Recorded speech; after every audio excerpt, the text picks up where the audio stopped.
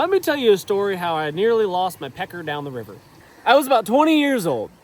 My girlfriend, now my wife, at the time, we had planned a river trip. We were going to take the canoe from point A to point B down the Clinch River in Virginia. Small town from where I'm from in southwestern Virginia. Small little mountain stream. Actually, it's not that small. It's probably, I don't know, maybe 100 yards wide at the widest points at the location that we were at. But fairly fast flowing mountainous stream. Big rocks, boulders, and stuff like that. You get the idea. We're gonna hop in the canoe. We were loaded up with all the supplies that we thought we needed at the time. I mean, we had some food, some freeze-dried food, freeze-dried meals. We had some basic camp equipment. I don't even know if we had life jackets at the time. I don't know if we thought we didn't need them, or, you know, we're just, you know, we know how to swim. We're not going to drown. That's probably our mindset. So we probably didn't even have life jackets. We had our trusty pet, Pecker, who was a wiener dog. We named him Pecker because we thought it'd be funny to have to call him and say, "Here, Pecker, come here, Pecker," when he runs away. It was actually quite annoying at times. Little wiener dog named Pecker. And embarrassing. But anyway, I thought it was a good name. Jason named him. He was my best friend. And we had him loaded up in the canoe, me, my girlfriend, and Your little black pecker. My little black pecker. We had it loaded up in the canoe, and we're heading downstream. This time of year was summertime, really warm outside. Bugs were bad, really, really hot and humid, and it hadn't rained much, and the water level was really low. So what ended up happening, instead of floating, we ended up dragging the canoe a lot. We were portaging and dragging this canoe across the rocks and stuff, and having to wade through the river. If you've ever done that before, you know how strenuous that can be in the ankle-breaking type conditions on the slick rocks.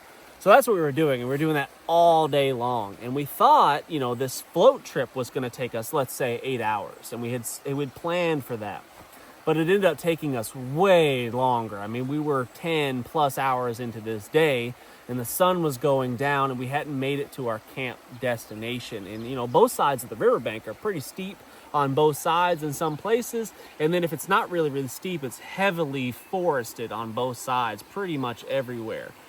So there wasn't a whole lot of really good camp locations unless you planned on clearing some land on the side of the river. So we just hadn't made it. So we just kept pushing, and we kept pushing, and we kept pushing. Eventually we thought, just around the next bend.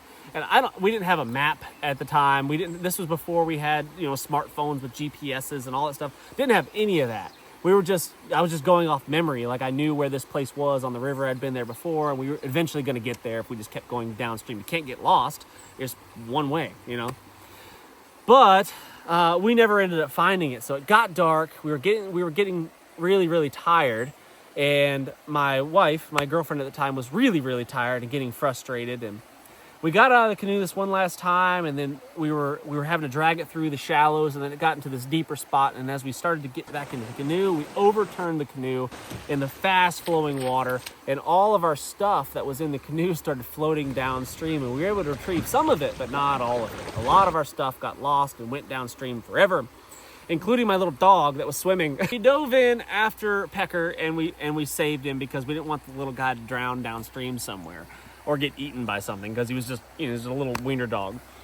But anyway, we were able to save him, and we got him up onto shore. We got up onto shore, and eventually I was able to get the canoe out of the water. But when a canoe gets overturned in a current, and it gets kind of broadside, it gets turned sideways, and the current's pushing it against like a rock or something, it becomes like 1,000,000 pounds. It's really, really difficult to dislodge it sometimes, and that was the situation here. But eventually we were able to get that canoe out of there, and we worked our way over to the bank, and we salvaged what we had. We'd lost some of our equipment, not all of our equipment, but we lost some of our equipment, a lot of our supplies, but we had the wiener dog, and we had each other, so we were okay. But the sun was going down. I don't remember what I had in my pockets. I definitely didn't have as prepared of an EDC as I do now. I may have had a lighter in my pocket, probably had a Swiss Army knife, I think is what I carried around at the time. And we probably could have got a fire going and sat around the fire all night long. But that would have been kind of lame because we were soaked and getting devoured by mosquitoes at this time. But very fortunately, by the grace of God, this couple had come down to the river. And where we'd come up, apparently there was a little trail, a little path. A couple had come down to the river and they were going to be camping for the weekend with their friends. I don't think their friends had arrived yet, but they were there first. So anyway, we had got up there and we looked like drowned rats, and they clearly saw that we were in a bad spot, and they asked us if we needed any help, and we said, well, you know, it'd be nice if we could call somebody and get a ride out of here. So what they did was I think they had some towels, they dried us off, we hopped in the back of their truck, we loaded up our canoe. Before we had cell phones, all that stuff. I mean, cell phones were around, but we didn't have any cell phones with us, for sure. I wouldn't have taken a cell phone on this river trip unless I'd had it. I definitely wouldn't have had a cell phone. I don't think I even had a cell phone at this time. But anyway, this couple, really nice couple, drove us all the way out of there on this twisty, windy little path back up to the road, and then eventually to their house, where I think they gave us some dry clothes, if I remember right. They offered to feed us. They offered us, I think it was a bologna sandwich. Like, if it was a fried bologna sandwich, I think I would have taken them up on it, but it wasn't. And but they gave a bologna sandwich to my dog Pecker, and he gladly ate it. Of course he ate it. We were able to call, use their phone and call for help, and we were able to get a family member to come pick us up. So they were so sweet because they were clearly a very poor couple. This is a very poor area. This just shows the amazing selfless nature of people. They gave up a fun weekend of camping on the river to help us out. And I thought that was a pretty amazing thing, pretty selfless thing to do. And you could tell how happy they were to help. Yeah. They were just like eager to help, and that's something that has always stuck with me too. I always remember that, and that's one of the, maybe not the only reason, but one reason why I'm more motivated, more encouraged to help people as much as I can. I love helping people out. Like when someone has a flat tire on the side of the road, I'm like, yes, like yes, we can fix somebody's flat tire. You know, like one of my last trips down to Florida, we were driving up and I saw this guy stuck down. He was on the 4-lane highway on the interstate. He was way down on the bank, down on the side of the road before you get to the tree line, and there was all this fresh mulch. They had just cleared a whole bunch of the trees and stuff, and they had put it through the chipper, and all this really fresh mulch and really deep, thick mulch was down there, and this guy in his 2-wheel drive truck was bottomed out, just completely buried the thing to the axle. And I thought, yes! So I pull over, back up, and we were able to pull him out of there pretty easy with my truck. And, you know, it's just things like that. And he was actually helping a disabled veteran, and he didn't have money. He came from Hurricane Helene. Yeah. And you can tell this guy didn't have a lot of money. Nope. He was in a pretty beat-up old little truck, you know.